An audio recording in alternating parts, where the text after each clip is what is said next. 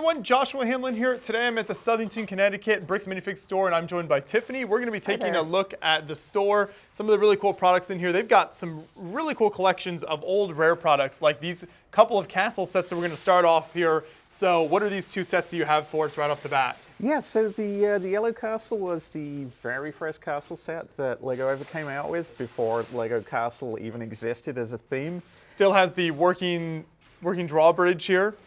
So you can raise and lower the drawbridge on the set, and then of course all the minifigs. Yeah, the minifigs, you know, this set originally for Europe, where I'm from, came out in 1978, so these are among some of the first minifigures. Horses did not exist, as you can see. They're the kind of crazy brick-built horses. And then same thing with the next set over? Yep, the Knights Tournament was the same. They improved on the horse a little bit, gave it some barding effects, just brick-built again, of course. Yeah, and then the king and queen kind of on the throne in there with kind of those basic minifig prints, but the very classic design. I think this one's from 1980. That's correct. Yeah, and one of the few sets that has the giant tree there as well. Perfect. So we'll see a lot more of those kind of rare old castle sets later on as well. But as we take a look at the store here, you of course have your bulk tables toward the front. There's some builders hard at work here, picking through, looking for those pieces. How do you kind of organize the bulk at the store here? Yeah, so our bulk it's a little different from some of the other stores. We have a complete Technic table. We have a table that's just tires and wheels. And we separate out quite a lot of our premium bulk, which we'll see in a little bit when we go around the other tables. Our translucent pieces all go under the table. Duplos under the table. It's kind of popular with the people who are doing mocks, especially if they want to build walls and facades really quickly. They'll grab some Duplo and then put the Lego over the top of it. Yeah, if you've ever wondered how builders do like those big, like 4-foot tall mountains or something, there's probably a lot of Duplo inside there to give that the structure. I don't think I've ever seen a giant tub like this of the clear pieces, so that's a great idea. If somebody is coming in and wanting those, that works really well. Yeah, we have quite a lot of mock builders who do Star Wars. They'll build their own Star Wars ships, so the translucent pieces are great for them. What are these sets over here in kind of this corner in these displays? Yeah, so we tend to put the larger sets that kind of don't fit on the shelves. They don't really fit in the display cases. But they're very eye-catching. Yeah, so we have them right here by the door when you first come in. So things like the Titanic, we literally can't fit in the case. The Disney Castle is too tall to fit in most of our cases, so we put them here to really grab people's attention when they come in. Both versions of the Disney Castle, I like it. Yep, the Saturn V there, and the piano, which everyone asks if it plays. It does, but it's got no batteries in it. And then as I looked around the store, I noticed these banners that you have hanging here. Where did those come from? So that's interesting. I don't know. I've been in this store for 2.5 years, and I was a customer for a few years before that. They've always been here. So well, there you go. I honestly don't know, but they look really cool. And yeah, we have them all over the store and in the party room you'll see later as well. This is one of the earliest Bricks and Minifigs locations, right? So a lot of the stores that we visit have opened now even just the last year or a couple of years, but this one has been here quite a bit longer. Yeah, so we're a little over 8.5 years old. So yeah, when you see the new stores, the paint schemes are very different to ours. As is probably due a repainting at some point soon. But yeah, the original stores really went with like the bright, bold Lego primary colors. So as we make our way down, then you see lots more used and open sets, and I always love looking at these walls because you get to pick out such a variety of themes, then also some like much older stuff, you know, 30, 40-year-old sets mixed in with the newer things. I see some like older space stuff up there, so there's just kind of some of everything here. Yeah, for sure. We're really lucky with what people bring in. Like, obviously, in keeping with all the other stores, Star Wars is the big thing. A lot of people buy and trade Star Wars, but we're always seeing, you know, sets from the 70s, 80s coming in, classic space, classic castle. We got an adventurous set with Johnny Thunder right there. So yeah, we get a really good variety of sets in our store. And then behind us here is some more fantastic classic sets, especially, of course, the iconic monorail, and then the Imperial ship over here next to that with this fantastic packaging everyone always loves to see with the flip-up lids here. and then all the fun artwork that you had inside that. I wish Lego still did packaging like that for the larger sets. You know, a lot of the boxes now, it's pretty much, it's sealed. You don't really see what's in it, but I love the way those old ones were presented. This is a really unique set down here. I remember when this came out, it's just an architecture set. I believe everything is white inside there. It's literally just white blocks, yeah. So you can build your own, whatever architecture you want to build. And coming back to this side, we've got more of those used sets, some of the mosaics, and it looks like you got a lot of the posters over the years kind of on display. Yep, the posters are just on display. People do come in and say, I really want to buy that. They're not for sale. They are just... We had a lot in the back when I first took over. I found a box full of posters, and I really want to put these up. You know, they're a part of Lego history, and they just look really cool. And you can see Zach over here hard at work cleaning these sets. So obviously, especially these older ones, I'm sure you get stuff in kind of all sorts of conditions. So what is your process like for that? Yeah, we do. We had a lady brought in some sets a little while ago now. They're all pirate sets, all the original 1989 pirates. And she said, oh yeah, they've just been in the attic since we built them when they came out. So some of our sets come in, there's more dust than Lego pieces. So yeah, toothbrush to pick out the dust. We use, you know, soap and water is always a good tactic as well. Clorox wipes as well on some of the pieces too to try and keep them clean. And obviously one thing with Lego, however you display it, unless it's locked under lock and key in a glass case, it's going to get dusty. Right. So everything on our shelves, if it sits, it still gets dusty in the store. And we often have customers come in and watch us doing it, and so they kind of learn how to keep their Lego clean at home. There you go. Yeah, that works well. Because when a set gets super, super dusty, you get to the point that the dust almost becomes like glue, and then you kind of have to take the whole set apart to clean it. Especially those black pieces, like for instance, like you can see this one here. I feel like the black, especially, that dust just really sticks on there. It does, yeah. Obviously, the bigger worry with the older sets is always brown and cleaning that because of the brittle nature of the old brown pieces. So then what do you keep on these shelves over here? I see some more classic of the kind of Imperial ships. This is really just a mix of things here. Again, some of the larger sets that don't really fit anywhere, like the roller coaster, is too wide to fit on the shelves, so we've got a custom shelf on the back there. The Statue of Liberty is very much too tall to put anywhere else. So this kind of becomes the sets that we like end up on here, you know, the ones we think are coolest sets. Like I had a good time putting that Pirates of the Caribbean set together. Yeah, you don't see that set very often, or really a lot of the Pirates of the Caribbean sets. Yeah. And that Technic shuttle down there is really fantastic. Do you know what year that was from? I forget exactly what time period. I think it's 1992, that one. Okay, gotcha. But yeah, we did have one of the early Technics cars, which was pretty much a bare bones car. Really taught you how gears worked, how steering systems worked, and that was from the 70s. And then more builders and organizers back here hard at work. So are they sorting through some sets? What's going on back there? Yeah, so we had a Ninjago set that came in completely in pieces. So Christopher here is hopefully repiecing that back together, and we got some bolts being sorted to go out on the bulk tables here too. And I like the minifigs in this case here. What are some of these and some of the examples and maybe some of the rarer things you have? Yeah, so we always do a minifigure of the week. That's one of the little quirky things our store does, and we get to write about Green Goblin this week. So every week on a Monday or a Tuesday, I'll pick a figure out. We'll do a little description of him up on our Facebook page, and just talk about what makes him unique, why he's minifigure of the week. But yeah, anything that's $50 or more goes in here. So it's normally going to be a lot of Star Wars figures in there because of the more expensive Star Wars. We had Zeb in there recently. What's this up top? Yeah, so that's 2011 San Diego Comic-Con exclusive. There we go. I couldn't remember the year. Yeah, San Diego Comic-Con exclusive Green Lantern. 2011, right? Okay, yeah. Perfect.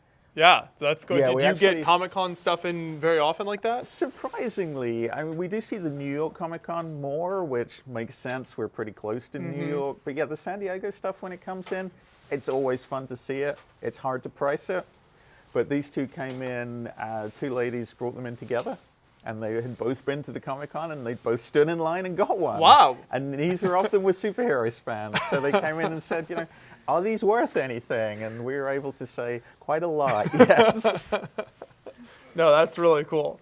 And then more of these classic castle. These are all sealed These here? are all sealed, wow, new that's in amazing. box. Yeah, so we're talking like mid to It's 87. 80s sets. Yeah. So nearly 40 years they've sat in those boxes. And the boxes look immaculate too. And then below that, it looks like all Star Wars. Yeah, in this all our section. Star Wars is there. You know, obviously we have just had Star Wars Day when you're filming, so it's still pretty full, but we had a lot more Star Wars out for Star Wars Day. And what's this older set back here? Yeah, so sometimes with the certified sets, people will bring in ancient boxes. It's held together with tape, but it is just a universal building sets. Just kind of inspiration of things you can build on the Here's back all there. the bricks that are in this set. Here's some things you could build with it. There's no actual set instructions with that set. Yeah. And, you know, a lot of, you know, when I was growing up as a kid playing with Lego, you would just buy a box of bricks. And so, you know, that's... 1979. I was just looking at the package that's there. a real Yeah, throwback that's impressive. of before they were like, here's your instructions, here's the set you build from this. It was, here's a box of bricks, here's what you want to build.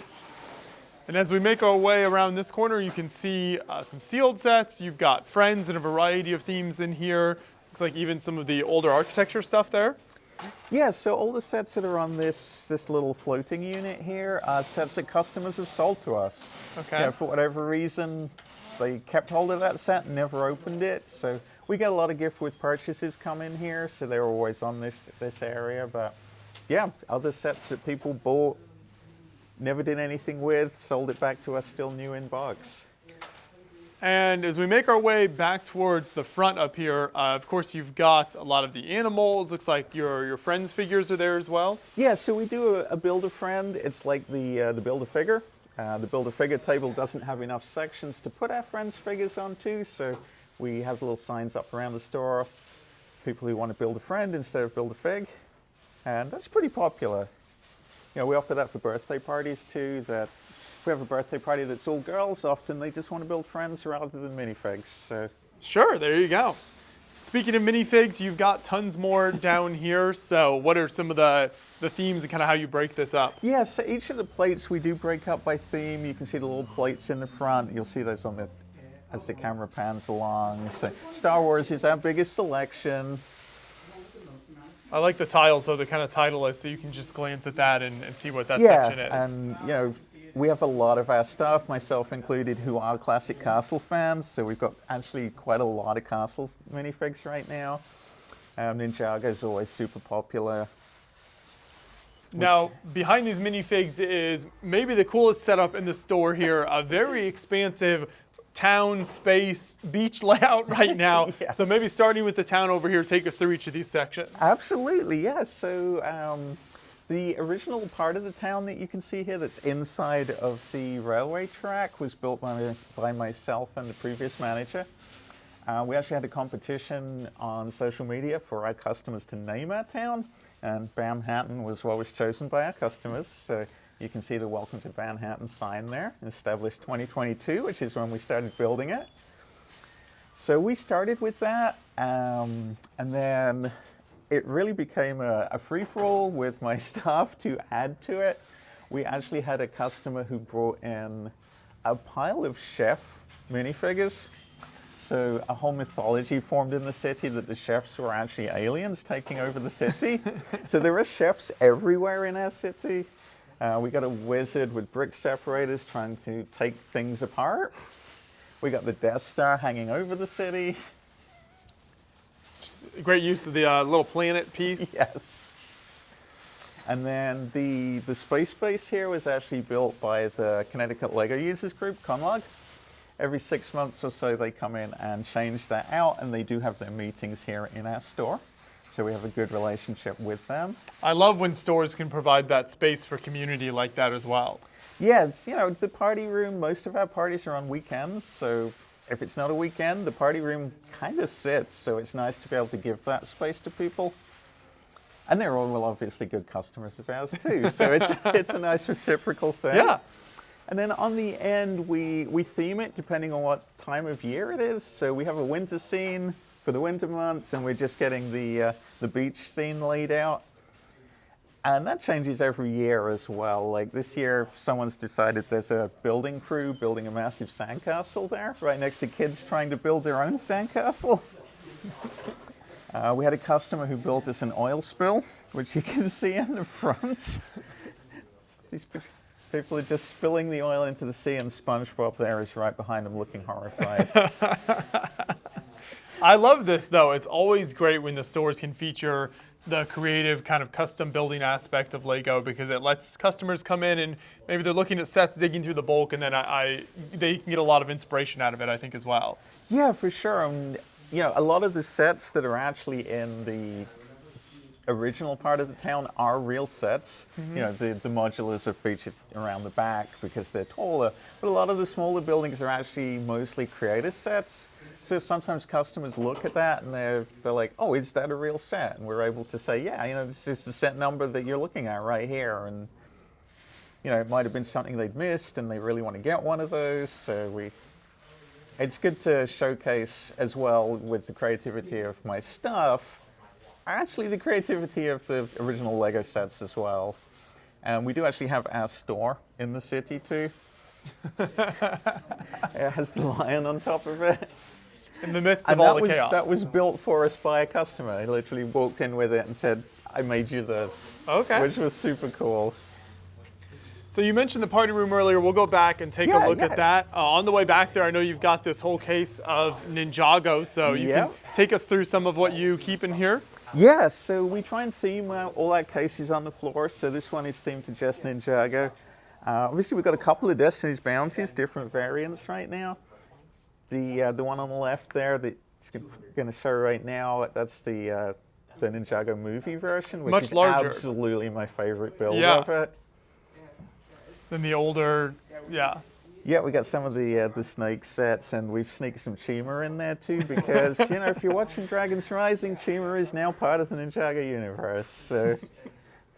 Perfect. Well, we can take a look inside the party room. You've got this nice sign, of course, the party sign going in here.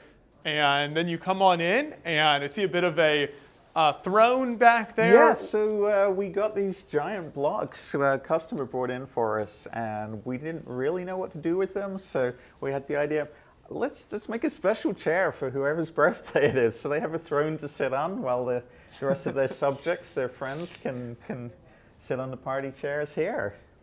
We have the racetrack like a lot of our stores have. Our party room is not the ideal shape for the racetrack because it's kind of the length of the racetrack.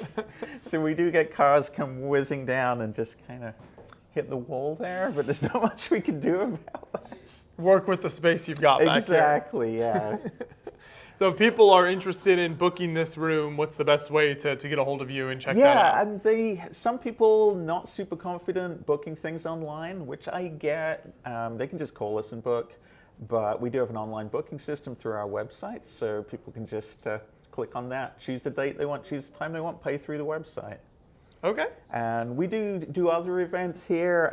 Conlog meets here, and they use this room just the same. We have had other school groups come in here. We have a group of disadvantaged kids who come here and meet here every month, so they get to build Lego in here, which is cool that we can offer that to them. Yeah, again, there's that great idea of just kind of offering a place for community, which I think is something so unique because Bricks and Minifigs stores have a physical storefront, so you're able to offer that type of thing that is really neat. So I'm glad you're able to get involved with that. Yeah, for sure, because our kids' parties are mostly Saturdays and Sundays, so this room largely sits untouched, so it's good if groups want to come in any other day, and especially in the summer, we've got a few kids groups have reached out to us in the last month or so, and can we come in and spend a day in your store? And it's like, you know, we are technically just a storefront, but yeah, sure, we've got this room, and you know, we'd love to talk to you about Lego and build Lego with you. So yeah, we're going to be offering that for more groups this year. So you mentioned the website there. We'll make sure to have a link to the website in the description of this video. But as far as your larger online presence, if people want to follow you on social media, where are you most active online? Yeah, we're definitely most active on Facebook. I hadn't ever used Facebook before I became the manager here. I didn't have a Facebook account, but it's super fun. You know, we're literally sharing, hey, we just got these sets in. Here's a photo of them, and you know, there's a lot of engagement. People out there looking for that one set they never could find, and you know, we can share them a photo on Facebook and Instagram, and then they call us, and yeah, I'm on my way. You know, so it's Facebook and Instagram is the main way. We do have a website. It's mostly static and it's mostly information. So we're, you know, address, opening hours, things like that. Mm-hmm. Well, perfect. Thank you so much for the tour today. Your store just has one of the best collections of some of those older sealed sets I think I've seen in any of the stores, so that's really impressive. So for everyone watching, especially if you're looking for some of those older vintage sets, make sure you come into the store, check out all of the amazing products, and even if they don't have what you want right now, you're always getting new things in the door, so you can come in and check up on that. Yeah, we get lots of new stuff, and also we do have like a little request thing via our chat between the staff members, so people can say, hey, I'm really a fan of Star Wars, but you don't have this set specific, and we can take their name and number, and hey, if we get it, we'll give you a call. So we're always offering that to customers as well. Perfect. So come on in, check them out, and you can mention you saw the Beyond the Brick video, meet some of the great staff in here, and check out their amazing products. Thanks for the tour today. You're very welcome. Thank you.